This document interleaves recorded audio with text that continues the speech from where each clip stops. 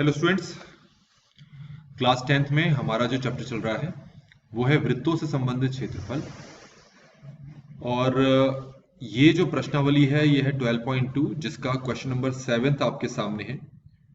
वैसे ये क्वेश्चन इस साल के बोर्ड एग्जाम के लिए उतना इम्पोर्टेंट नहीं है, लेकिन फिर भी मैं करवा दे रहा हूँ। त्रिज्या 12 सेंटीमीटर वाले एक वृत्त की कोई जीवा केंद्र पर 120 डिग्री का कोण अंतरित करती है। संगत वृत्तखंड का क्षेत्रफल ज्ञात कीजिए। हमारे पास ये जो क्वेश्चन है इसके लिए मैंने यहाँ पर एक त्रिज्या बना रखी है, और इस त्रिज्या का जो रेडियस है वो त्रिज्या इस वृत्त का जो त्रिज्या है वो है 12 सेंटीमीटर। ठीक है, और केंद्र पर जो ये कोण बन रहा है ये 120 डिग्री का है। तो हमें ये जो वृत्तखंड है ना ये फाइंड करना है, ये लघु वृत्तखंड हमें यहाँ पर निकालना है। ठीक है, तो इसको निकालने का तरीका क्या है, तो आप पहले ये समझ लो कि ये जो पूरा हिस्सा होता है ना, इस पूरे हिस्से को बोलते हैं हम त्रिज्यखंड। ठीक हो गया, और इसमें एक लाइन मैंने बना दी, और जो ये वाला हिस्सा है ये हो गया त्रिभुज।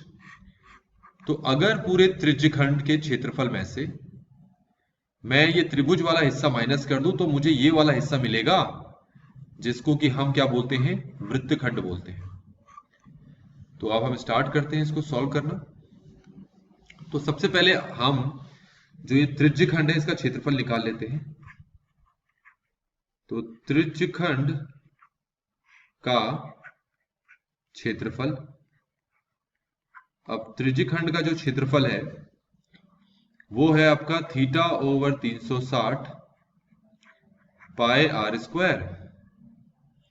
अब थीटा आप देख सकते हो कितना है, ये है 120 डिग्री का कोण, नीचे है 360, पाई का मान 3.14 रखना है, और आर का मान 12 गुणा 12।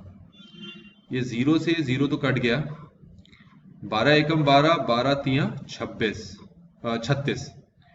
तो 1/3, 3.14, 12 गुणा 12। अब ये 12 एकम 12, 12 चक्को 3 एकम 3, 3 चक्को 12। तो अब हमारे पास ये जो तीन चीजें हैं क्या क्या है, 3.14, 4 और 12 को गुणा करोगे तो ये हमारे पास आ जाएगा 48।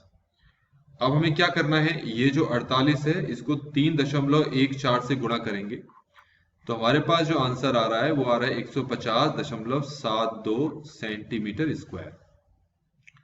तो ये हमने त्रिज्यखंड का क्षेत्रफल निकाल लिया। अब हमारे पास ये जो यहाँ त्रिभुज है, इस त्रिभुज का भी हमें क्षेत्रफल निकालना पड़ेगा।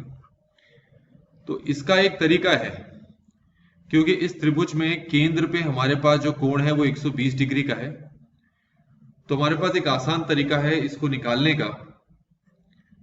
तो हम लिख लेते हैं यहां पर त्रिभुज का क्षेत्रफल।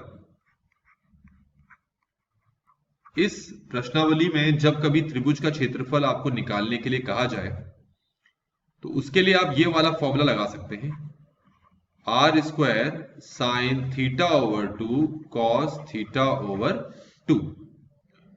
तो हम क्या करते हैं, आर की जगह तो हम रख लेते हैं 12, तो ये हो जाएगा 12 गुणा 12 साइन, ये जो थीटा दिख रहा है ना इसकी जगह रख लेते हैं 120 और बट्टे में 2 है। ये जो कॉस है ना, कॉस लिख लेते हैं, इस थीटा की जगह लिख लेते हैं 120 बट्टे में 2 है। अब 12 गुणा 12 तो होता है 144।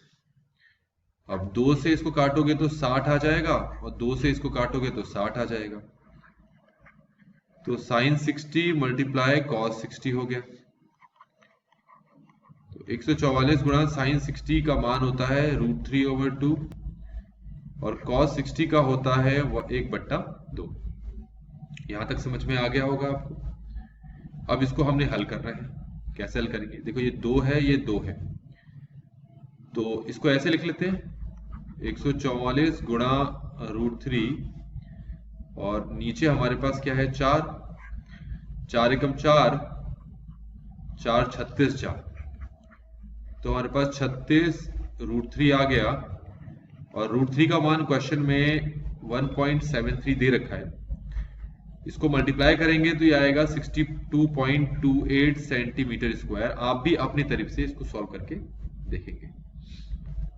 तो इस हिसाब से हमने निकाल लिया। तो वृत्तखंड का क्षेत्रफल का फॉर्मूला लिखने का टाइम आ गया। वृत्तखंड के क्षेत्रफल का फॉर्मूला होता है, क्या होता है? त्रिज्यखंड का क्षेत्रफल माइनस